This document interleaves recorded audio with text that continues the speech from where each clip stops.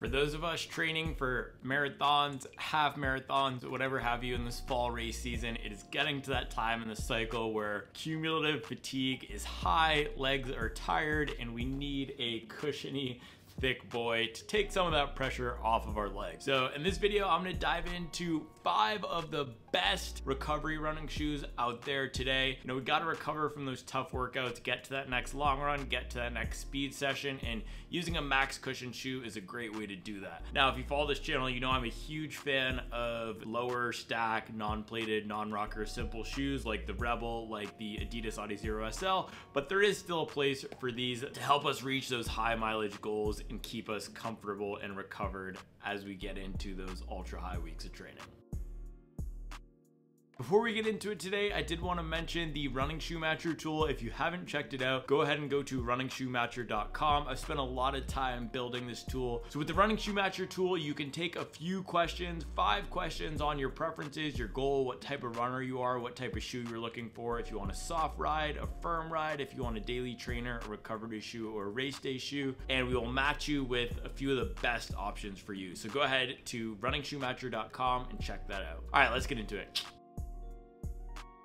Alright guys, so first up, you probably could have guessed, we got the Asics Gel-Nimbus 25. Now, in this recent training block, this has been my recovery running shoe of choice. It's got a massive stack of this FF Blast Plus Eco Foam. It's about 41.5 millimeters in the heel, 33.5 millimeters in the forefoot for an 8 millimeter drop. What's so great about this shoe compared to other max cushion recovery running shoes on the market is, yes, it does have this massive stack of foam, but it also has a really generous rocker. So what I love about this is when I'm feeling tired, when I'm feeling super beat up, I can put this on. I know I'm not going to go fast, but I can just roll along in comfort. Now it does have a gel unit in the heel paired with this FF Blast Plus Eco Foam. When I'm landing on my heels, heel striking, which I do for a lot of my recovery running type of efforts, again, I can feel that nice impact absorption. This is going to be a good option for you if you already have a good daily trainer, if you already have a tempo shoe, you're not looking for something super versatile, but you want the best of the best when it comes to providing that comfort and that plush ride. And that's how I use this. I use it only for those slowest days when I know I'm not going to want to pick up the pace and add any speed whatsoever.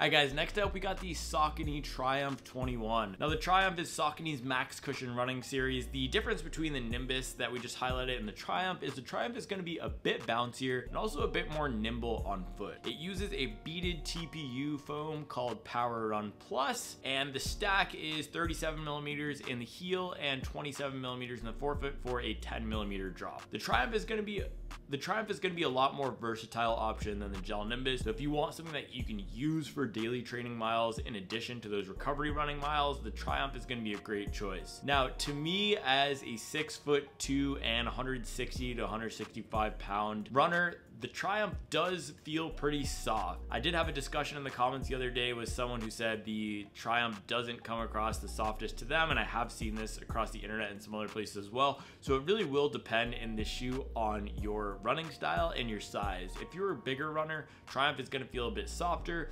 If you are a smaller, lighter runner, it's not going to feel like the softest shoe, but it's not going to be as firm as a traditional EVA shoe like we might see in the Saucony Endorphin Shift or a Brooks Ghost or even a Saucony Ride. At 9.8 ounces for that men's US size 9, this is going to be a lot lighter than the Gel-Nimbus, also lighter than some of the other shoes we're going to highlight here. I personally loved using this shoe earlier this year as my long run shoe when I was in a heavy aerobic base building phase, trying to scale from 40-50 miles up to 80 miles. I used this shoe a ton, and I used it the most for those 16-mile, 2-hour long run efforts where I knew I was going to be out there for 120 plus minutes, but I wasn't going to be picking up the pace at all. That's a great use case for the Triumph. Last thing to highlight about the Triumph is it's one of the most durable max cushion shoes out there. It's got a really thick layer of rubber on the bottom that's pretty comprehensive coverage. I wore through the rubber in mine in the high wear areas at about 300 miles, but it is a lot more durable than some of those other shoes out there, and I anticipate if you're a lighter wearing runner, you could get 400, 500 plus miles out of that shoe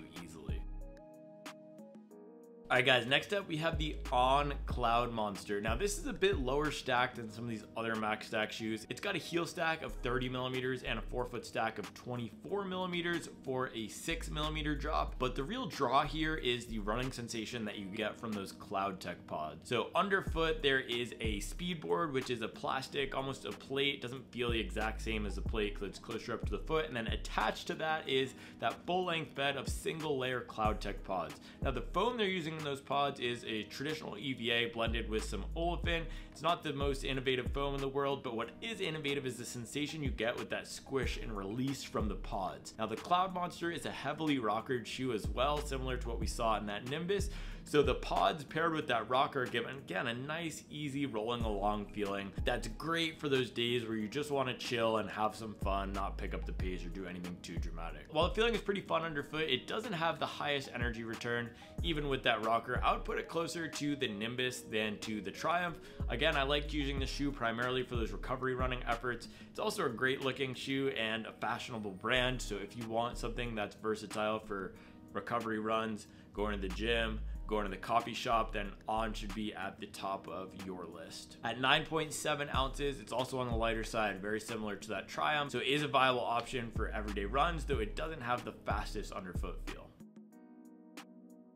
Alright guys, next up we have the Puma Magnify Nitro 2. Now this one is really interesting. It's a bit different than the other ones we highlighted previously because the rocker is a bit less aggressive and it has a more traditional take on the max cushion shoe. While max cushion shoes are a newer invention of the last few years, the Puma has a different approach because it doesn't have a crazy rocker. There's no plate, there's no super bouncy or crazy foam in here. It's just a nice solid shoe. So the foam is Puma's standard supercritical foam called Nitro. It is a nice cushioned and soft feeling, but it's not going to be the craziest, most compressive. It's also not going to feel as squishy as that Flight Foam Blast Plus that we see in the Asics Gel-Nimbus. So again, if you are on the bigger side, if you want something that's slightly firmer or slightly traditional feeling, that Magnify Nitro 2 is a good choice. Because it is slightly firmer, it's also going to have a bit more stability than we'd see in something like the Triumph. And if we're thinking about good stable options, I'd put this right up there with the Gel-Nimbus and On Cloudmonster as great stable neutral options in this category. The Triumph really is the only one of these shoes that we've mentioned so far that isn't the most stable, but the Magnify Nitro is going to be a great choice for its construction. Again, with a bit of a wider base and that firmer foam will give you nice planted landings. Specs on this one are 39mm in the heel, 29mm in the forefoot for a 10mm drop, and the weight is 10.1 ounces, so a bit more than the Triumph and the Cloudmonster, but comes in less than the Gel-Nimbus.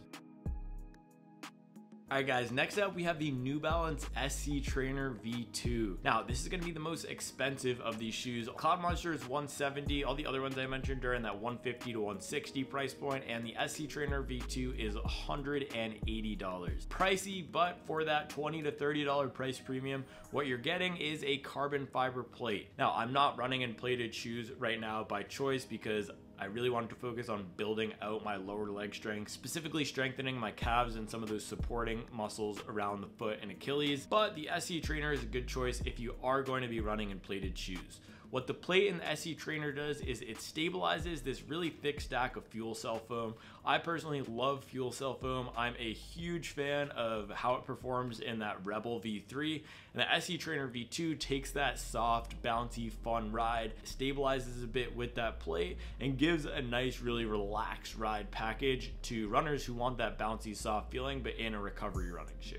Now at 9.7 ounces for a men's US size 9, it's not the lightest shoe, but I have seen some runners doing workouts in these. This is one of those do-it-all type of shoes, as a lot of these plated trainers are. So if you want a shoe that you can take out for easy runs as well as long runs, maybe even do some workouts in it, depending on your pace and your comfort level using heavier shoes, then this could be a great choice. Stack on this is 40mm in the heel and 34mm in the forefoot for a 6mm drop. Now I tried the V1 of this and I didn't love how unwieldy it felt because that stack was above 40mm. So this is one of those shoes that can feel like a bit on the foot, same as the Gel-Nimbus. So that's the main downside to these. If you don't want that much foam, if you don't want that crazy amount of stack, then something like the Triumph or the Cloudmonster is going to be a better choice for you than the SC Trainer V2. Alright guys, so there we have it. Those are 5 of the best max cushion recovery running shoes on the market today. Thank you for watching. As always, I appreciate your like, I appreciate appreciate your subscription, and I'll see you next time with more on performance running.